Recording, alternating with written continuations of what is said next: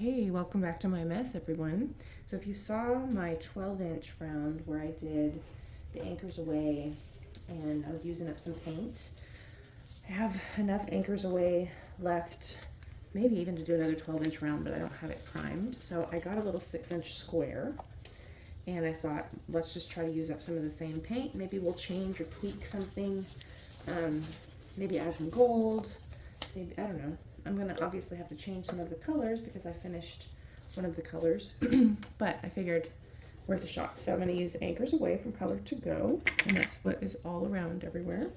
So it's a nice deep kind of smoky blue. It's very bully. So that is a little concerning. And I'm always worried about corners with these little guys. So I'm going to help the corners a little. What I like about these little canvases is when you resin them, a lot of times you can just stand them on the shelf by themselves. So if you like small art, and I do, it's nice because you can just, find an empty space and put them in it, You don't necessarily have to hang them and all that jazz. So that's kind of nice. And there's still probably enough in there just to be annoying. Okay, so I'm gonna just put the colors down as I go. I do have a lot of paint on here. So I'm using up some paint. I do have my little my Babyliss hair dryer. I didn't go get like a really small one out. Maybe I should, considering how much smaller this canvas is, but I'm not doing all that. So it's gonna have to work. So anywho, sorry the background is messy. I'm not gonna waste supplies just so the background's not messy, Same painting session, same mess. I'm just gonna cover my sides a little bit just so the paint goes down. These wooden square things are great, but sometimes side coverage is challenging because the corners don't torch your house paint. I'm only doing it because it's so full of bubbles, but you shouldn't. And the reason why you shouldn't is there's more toxins in house paint than there is regular acrylic paint, and it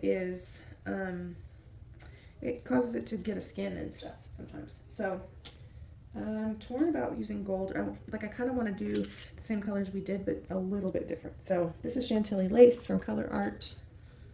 This one, it's a little thick. I just thinned it out earlier, but it's been sitting open since then.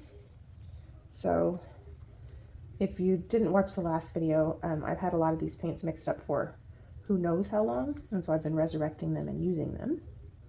So when they're really thick like that, you have to be careful. And now we're going to use Rain.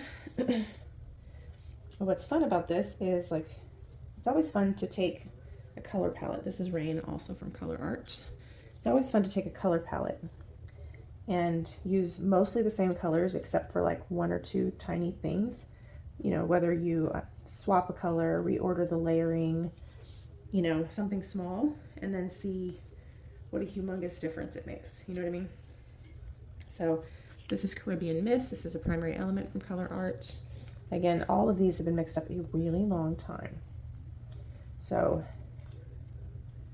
and in some cases they've been revived multiple times. I'm concerned about how thick this is getting. Okay. We'll stop there. Now we're going to do Boreal. Yikes. Whoa, that's not great.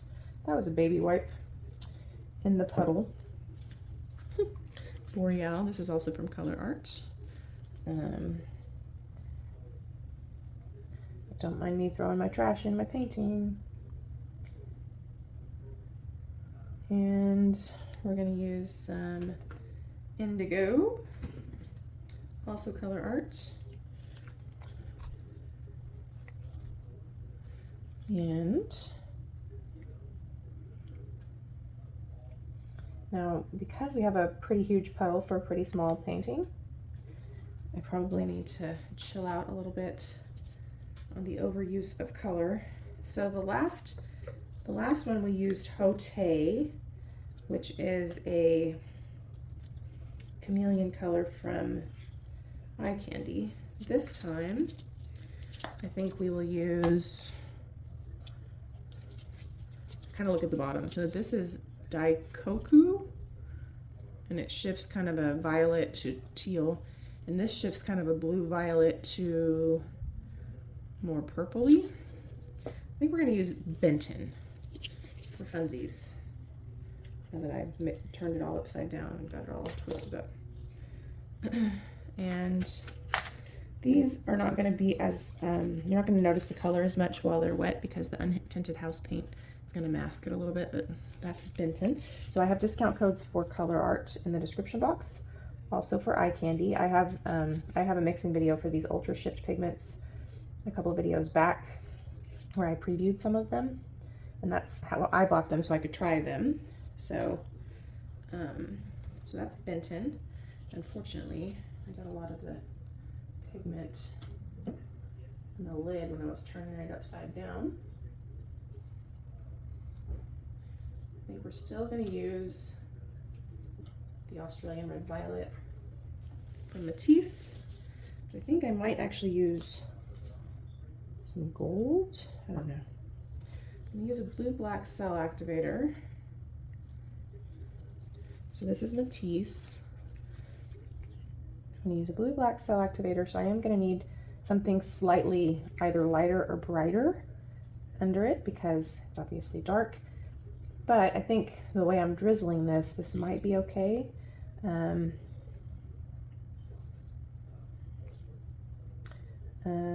But I think I am going to use a little bit of gold, just a little for pop of color. I don't want this to look exactly like the other one because this is Indian Spice from Colourarte. So we're going to put a little bit of gold, maybe a lot of gold. I don't usually do like a metallic right underneath my cell activator necessarily, but sometimes I do. Kind of unpredictable like that. I think I am going to put a tiny bit of Boom Gel. I don't know. I might have too many things. And this is pearlescent on top of that, so maybe instead I'll drizzle a tiny bit of white. So this is titanium white from Matisse. Just drizzle a little for some contrast. This right here is kind of a lot, but okay. Now I'm going to use a blue-black cell activator. I also do have a discount for Pixel Paint Designs, which is where I get my Australian Floetrol. So don't forget to check the description box. Lots of good stuff down there. And all I'm going to do is enlarge this circle a little bit with my own breath, and just to give myself a bigger target. Probably using way too much cell activator. And then blow it out with my hairdryer. I guess I could blow it out myself, but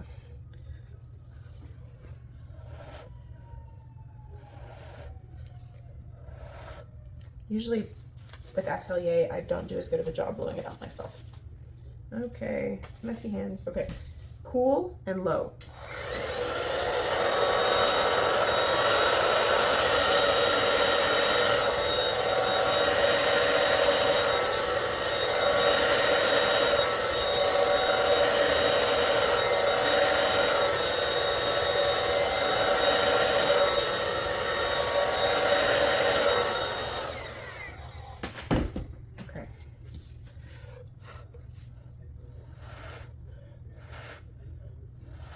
It's going to take a little bit for it to develop. So meanwhile, look how cute it is.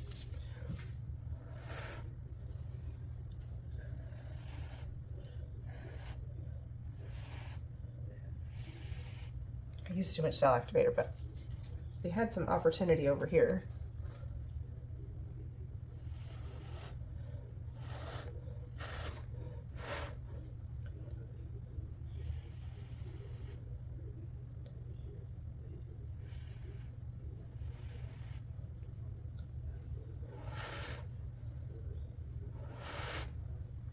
So it should be pretty cute. So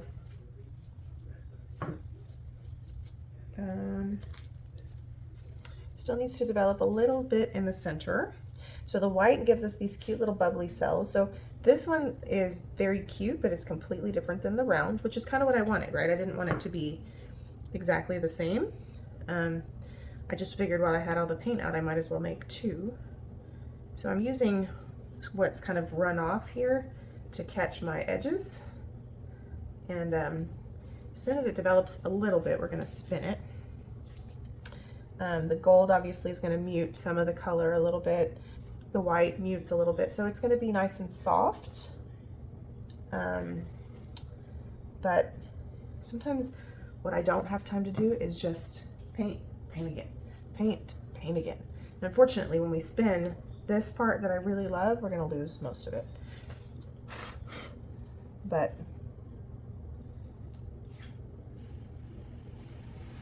there's a lot of cell activator in the middle.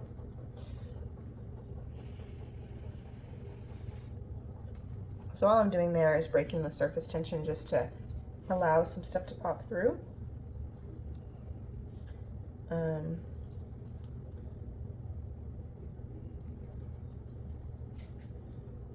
So yeah. So when you use a little bit of an opaque color like white right underneath the darker cell activator, you're gonna get more bubbly cells, which is cool. And you're gonna have a better chance of getting peacock cells just because the different weights of those paints interact. So, sorry if you can hear the sirens, I don't know what's going on outside. It rained today, and I guess some people were not ready for that. Okay, we're gonna just go ahead and spin it. It's like I wanna control what comes off, but by the same token, there's way too much cell activator in the center.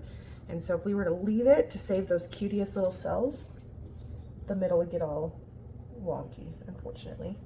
So ideally, I would like to see this spread out, but because my entire center is not moving, I can't really tilt it to get that to happen. I could slide this further over on my spinner. The only thing is my spinner has a whole lot of paint on it, so I'm really nervous it's gonna fly off. And I don't know that that's really helping us a whole lot, but I'm just gonna spin gently and see if we get some more favorable action on that naked corner. But even though it's naked, it's okay. That probably helped a little. I hope you guys can see. I probably should make sure you can see. Okay, yeah, you can see, yay. Okay, what a cute little 6-incher guy. And so really the only difference in the paint is we don't have the cypress green. In the last one, we added the gold and the white, and we changed one of the chameleon colors. So the other chameleon color had a little bit more of a magenta undertone. This one has a little bit more of a violet one. But I think they're both really beautiful. I'm really excited. So don't fall off.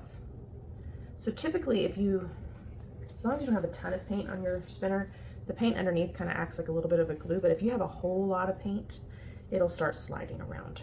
So now I'm kind of comfortable. So the naked part, still a little naked, but we have some cells creeping in over there.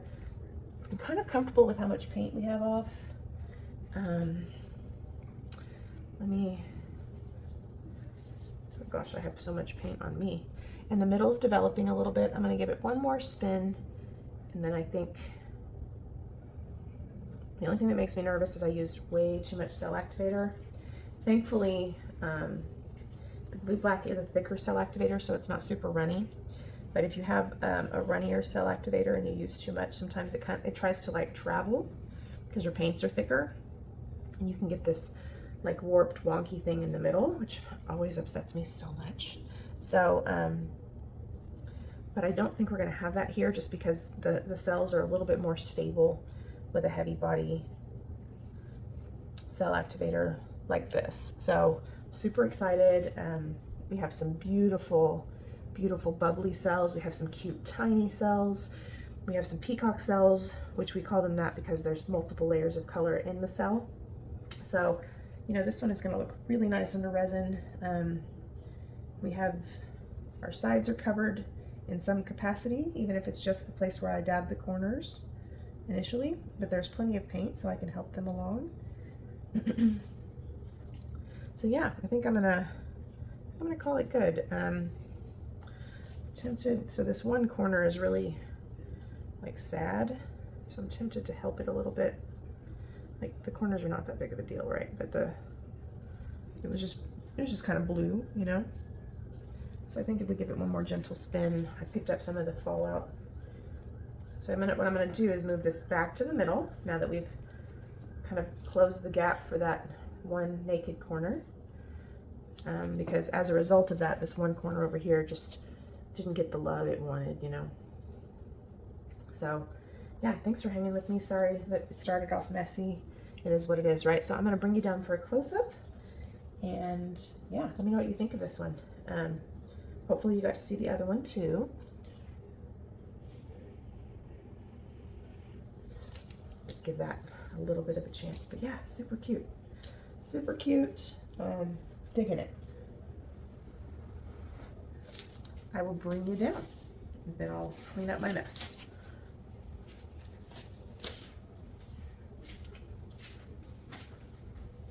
Okay, everybody, so super, super cute. You see how the white does this like crazy bubbly cell thing? Especially, this is what I love, this right here. When it does just a little bit of white, does this like perfect pop. I told you I had too much in that one spot. That's probably what happened right there, but look at that. So gorgeous. So yeah, I'm super happy that I just grabbed a canvas while I already had all this mess out here. And you'll have to let me know what you think. I think she's pretty, yeah? So let me know what you think, and thanks for watching.